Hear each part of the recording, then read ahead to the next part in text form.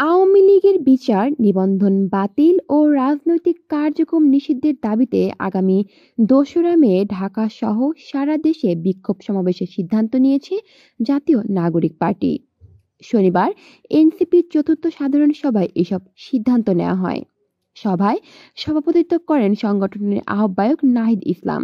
সভায় গৃহীত সিদ্ধান্তের বিষয়ে এনসিপির যুগ্ম সদস্য সচিব সালেহউদ্দিন শিফাতের পাঠানো এক বিজ্ঞপ্তিতে জানানো হয়, সাংগঠনিক গতিশীলতা বৃদ্ধির লক্ষ্যে পলিটিক্যাল কাউন্সিল গঠনের সিদ্ধান্ত নেওয়া হয়েছে।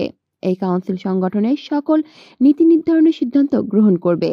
পলিটিক্যাল কাউন্সিলের সিদ্ধান্ত বাস্তবায়নের জন্য সভায় একটি নির্বাহী কাউন্সিল গঠনেরও সিদ্ধান্ত নেওয়া হয়।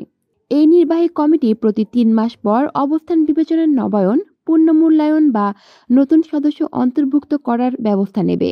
এছাড়াও গঠনতন্ত্র প্রণয়নের জন্য ৫ বা ততোধিক সদস্যের সমন্বয়ে একটি গঠনতন্ত্র প্রণয়ন টিম গঠনের সিদ্ধান্ত নেওয়া হয়েছে। টিমকে ১ সপ্তাহের মধ্যে দলের খসড়া গঠনতন্ত্র তৈরি করে জমা দিতে নির্দেশ দেওয়া হয়েছে। কলি শিকদার, বাংলা নিউজ নেটওয়ার্ক।